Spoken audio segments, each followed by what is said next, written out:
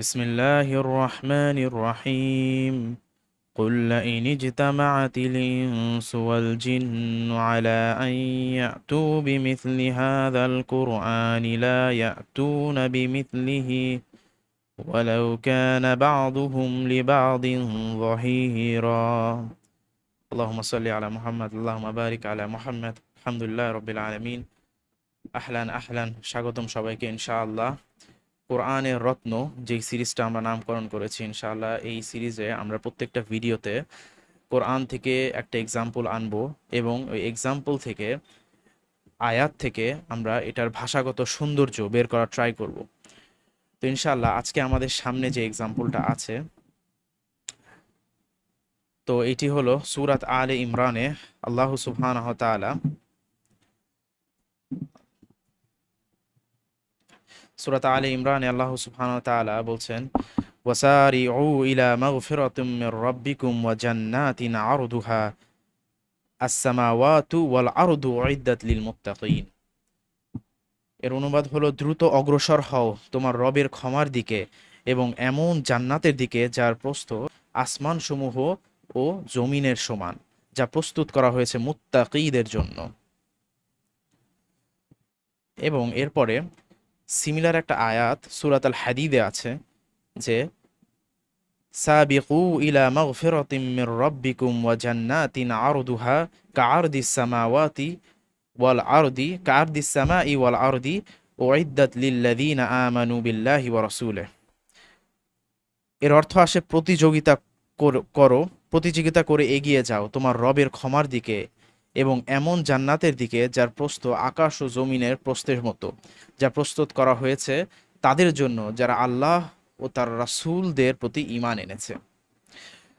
তো আমরা লক্ষ্য করছি যে দুইটি আয়াত প্রায় মোটামুটি একই বক্তব্য। তো যখন আমরা অনুবাদটা পড়ি তখন এই বক্তব্যের যে সূক্ষ্মতা, এই ভাষাগত যে সৌন্দর্যটা ওইটা হারিয়ে যায়।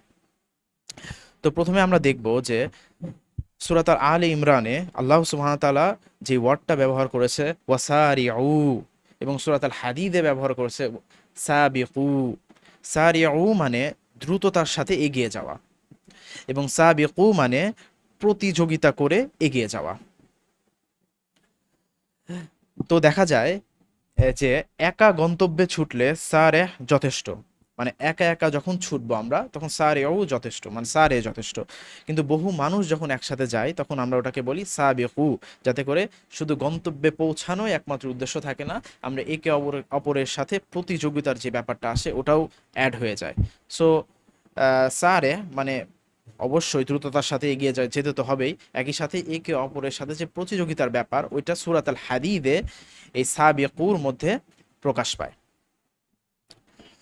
তো এখানে আমরা দেখছি যে আরেকটা ব্যাপার যেটা আমাদের লক্ষণীয় সেটা হলো সূরাত আলে ইমরানে বলা হয়েছে আস-সামাওয়াতু ওয়াল আরদ। এখানে বলা হয়েছে যে তোমরা জান্নাতের দিকে অগ্রসর হও যার প্রস্থ, মানে যার সাইজের কথা বলা হয়েছে আসমান সমূহ জমিনের সমান। এখানে আস-সামাওয়াতু ওয়াল আরদ ব্যবহার করা হয়েছে।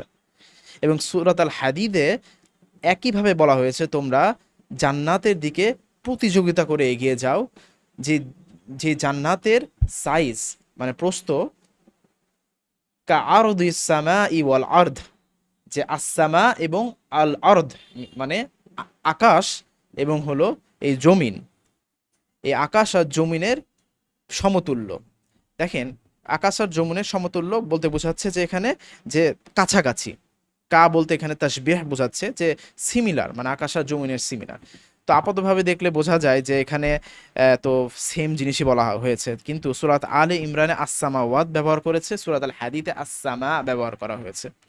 তো আস-সামাওয়াত হলো সাত আসমান, এবং আস-সামা হলো আকাশ, মানে আমাদের ঊর্ধ্বে, আমাদের উপরে যাই আছে সব কিছুকে সামা বলা হয়।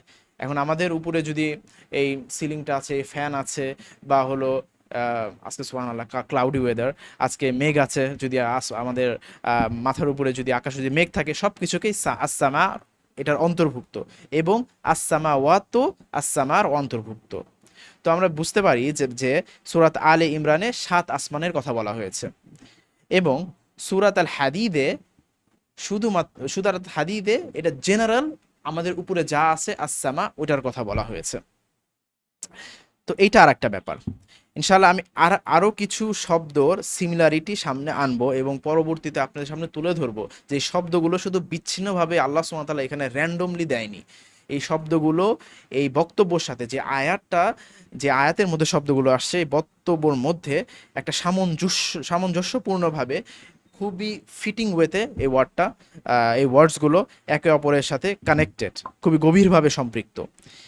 এরপরে সূরাত আলে ইমরানে বলা হয়েছে যে আহ, সূরাত আলে ইমরানে লিল মুত্তাকিন বলা হয়েছে যে এই যে আসসামাওয়াত, এই সাত আসমান এবং ওয়াল আর্দ এবং জমিন, এইটা তৈরি করা হয়েছে, মানে এইটা মানে জান্নাতের সাইজ আর এই সাত আসমান এবং জমিনের সমতুল্য। এটা কাদের জন্য তৈরি করা হয়েছে? এটা লিল মুত্তাকিন, যারা হলো আল্লাহ ভীতু যারা। এবং সূরাত আল হাদিদে বলা হয়েছে যে সেই জান্নাতের কথা, যে জান্নাত প্রায় কার দিসামা ইওয়াল আর্দ, যে আমাদের আকাশ, আমাদের উপরে আকাশ এবং জমিনের প্রায় সমতুল্য। এবং এটা প্রস্তুত করা হয়েছে কাদের জন্য? লিল্লাযীনা আমানু বিল্লাহি ওয়া রাসূলে, এটা কাদের জন্য? আল্লাহ ও তার রাসূলের প্রতি যারা ঈমান এনেছে। তো লিল মুত্তাকিন এক জায়গায় ব্যবহার করা হয়েছে, আর আরেক জায়গায় ব্যবহার করা হচ্ছে লিল্লাযীনা আমানু বিল্লাহি ওয়া রাসূলে। তাহলে এখান থেকে বোঝা যায় যে একদিকে তাকওয়ার গুণে বিশেষভাবে পরিচিত একটি দল যারা মুত্তাকি, এবং আর একদিকে ইমানদার যারা যারা শুধু ইমান এনেছে। এর মধ্যে অনেকেই পড়ে, এর মধ্যে ফাসেক পড়ে, এর মধ্যে যারা দুর্বল ইমানদার সবাই পড়ে আর কি। তো এটা একটা ব্যাপক অর্থে বলা হয়েছে। সো ব্যাপারটা এইভাবে দেখলে খুব ইজিয়ার হয় যে প্রথমে মুমিন, এর মাঝখানে মুত্তাকিন, মানে মুত্তাকি যারা, আল্লাহ ভীতু যারা, মুত্তাকিগণ যারা। তো মুমিনের মধ্যে একটা স্তর হলো মুত্তাকি। তো তার মানে হলো সব মুত্তাকি মুমিন, বাট সব মুমিন মুত্তাকি না, বোঝা যায়। তো মুমিনের মধ্যে যারা বিশ্বাসী তাদের মধ্যে একটা স্পেশাল ক্যাটাগরি হলো যারা হলো মুত্তাকি। তো আপাতত এই পর্যন্তই আপনারা জানুন। এরপরে আসে একটা চমৎকার ব্যাপার, সেটা হলো যে সূরাত আলে ইমরানে আল্লাহ সুবহানাহু ওয়া তাআলা বলেছেন ওয়াসারিউ, আর সূরাত আল হাদিসে বলা হয়েছে সাবিকু। সারিউ মানে তোমরা দ্রুত, মানে দ্রুততার সাথে অগ্রসর হয়। কিন্তু এখানে সূরাত আল হাদিদে আল্লাহ সুবহানাহু ওয়া তাআলা বলছে সাবিকু, মানে তোমরা একে অপরের সাথে প্রতিযোগিতা করার মাধ্যমে অগ্রসর হও। সুবহানাল্লাহ।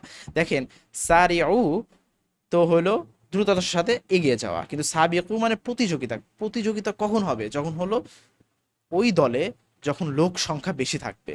কিন্তু এই আয়াতে, সূরাত আল হাদিদের আয়াতে পরবর্তীতে আমরা দেখতে পেরেছি যে লিল্লাযীনা আমানু বিল্লাহি ওয়া রাসূলে, যে ইমানদারদের কথা বলা হয়েছে যারা। এখন ইমানদারদের সংখ্যা তো অবশ্যই বেশি থাকবে, এর জন্য এখানে সাবিকু শব্দটা ব্যবহার করেছে যাতে করে তারা একে অপরের সাথে প্রতিযোগিতা করে। কিন্তু সারিউ এখানে অগ্রসর হওয়ার কথা বলা হয়েছে।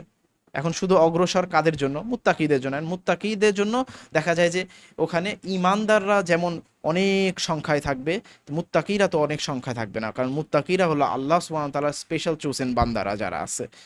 তো এখানে লেখা আছে ব্যাপকতর শ্রোতার সঙ্গে ব্যাপকতর বিস্তৃতি, আর তার সঙ্গে প্রতিযোগিতার শব্দ, পুরো আয়াতের শব্দ চয়ন একসঙ্গে চলে, এটাকে বলা হয় বালাগা। তো এখানে পরবর্তীতে যেটা আসে সেটা হলো আসসামাওয়াতু ওয়াল আরদ। আসসামাওয়াতু ওয়াল আরদ সূরাত আলে ইমরানে বলা হয়েছে, এবং সূরাত আল হাদীথে বলা হয়েছে কারদিস সামাই ওয়াল আরদ।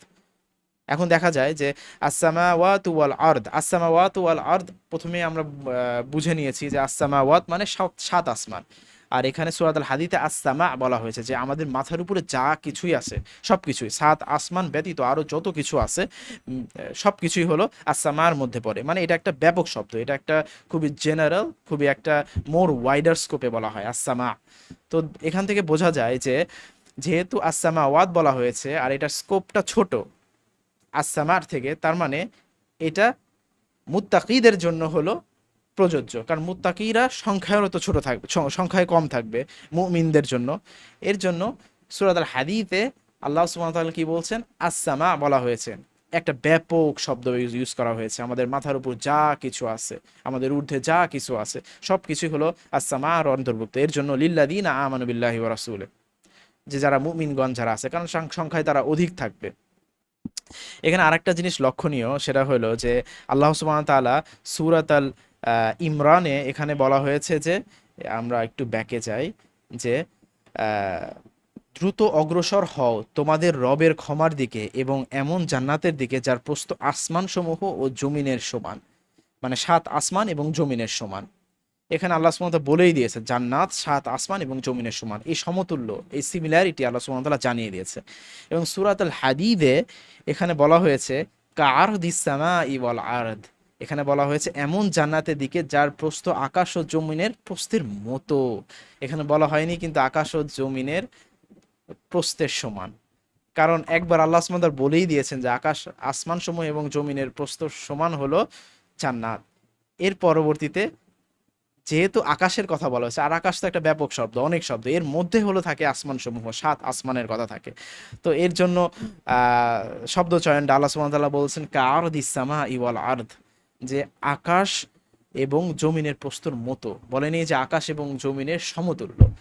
সুবহানাল্লাহ, এখানে কত নিখুঁতভাবে এই শব্দটা চয়ন করা হয়েছে। তো এখানে লাস্টে আসি আমরা আরেকটা ব্যাপার, সেটা হলো যে লিল্লাযীনা আমানু বিল্লাহি ওয়া রাসূলিহি, ঈমানদারদের জন্য সূরাত আল হাদীদে এসেছে।